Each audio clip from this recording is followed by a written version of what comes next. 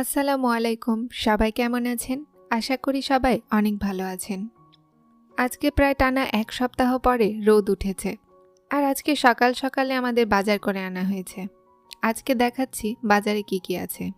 এই যে তাজা টাটকা টাটকা পুঁটি মাছ, সাথে আছে চোপড়া, কানচ মাছ, আরও কিছু মিশালা মাছ। সাথে আছে পাকা পাকা টমেটো, আরও আছে পালং শাক।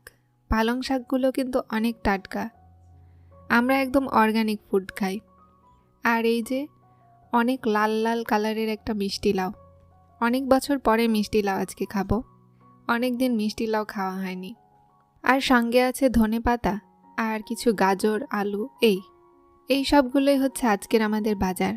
মাছগুলো এত তাজা যে কি বলবো, এরকম তাজা পুঁটি মাছ পাওয়া যায় না। শীতকালে পুঁটি মাছ খেতে অনেক ভালো লাগছে, এজন্য আম্মুকে বলেছিলাম আজকেও নিতে। তো এখন কাটার পালা। আমি আর আম্মু মিলেই মাছগুলোকে কাটবো। মাছগুলো এতই টাটকা ছিল যে আমি নিজে থেকেই কাটার জন্য বসে গেছি। এই যে খুবই বড় বড় চোপড়া, সাথে আছে কানচ মাছ, আরও আছে শাটি মাছও, ছোট ছোট শাটি মাছ। আমাদের চুলায় রান্না হয়, এজন্য ছাইয়ের কোনো অভাব নেই। আর মাছ কাটার ছাই আম্মু এভাবে পলিথিনে বেঁধে রাখে। যখন আমরা মাছ কাটি ইচ্ছা মতো সেখান থেকে ইউজ করি। এই যে ভিউয়ার্স, আমি মাছগুলো কাটা শুরু করেছি আর আমার আম্মুকে দিয়েছিলাম ভিডিও করার জন্য। মাছ যদিও বা ভালো মতো কাটতে পারি না, বাট ট্রাই করি। আমি প্রথমে একটা পুঁটি মাছ কেটে ট্রাই করলাম। আর রোদে বসে মাছ কাটতে কিন্তু অনেক ভালো লাগছিল। এই যে কয়েকটা মাছ কেটেছি, কাটা শেষ। এখন কাটবো চোপড়ার মাছ। চোপড়া মাছটা অনেক বড় ছিল সাইজে, আর এই মাছটাও অনেক টাটকা। তাজা চোপড়া কিন্তু পাওয়া যায় না, বাট আমাদের এখানে এখন তাজা তাজা চোপড়া মাছ পাওয়া যাচ্ছে।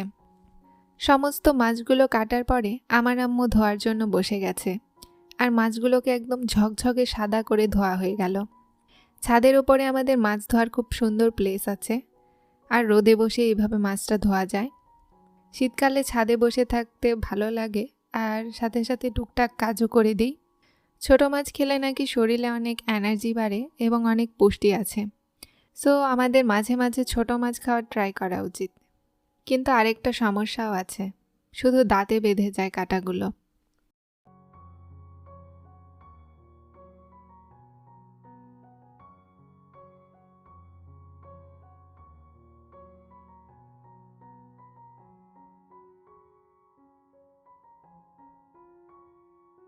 আম্মু ওই পাশে মাছটা ধুচ্ছিল, আর আমি এখানে চলে আসলাম তরকারি কাটার জন্য।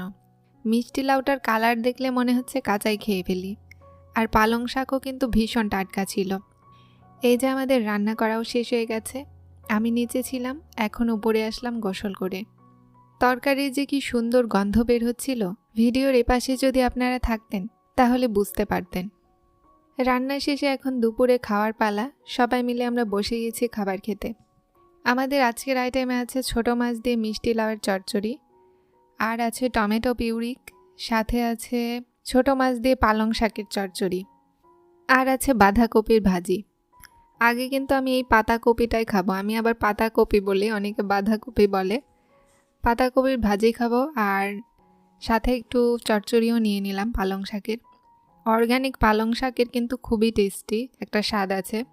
আর আমাদের বাসার সামনেই বাজার আছে। এই বাজারে একদম সব কিছু অর্গানিক পাওয়া যায়। আর এই যে মিষ্টি লাউয়ের একটু চচ্চড়ি নিয়ে নিলাম।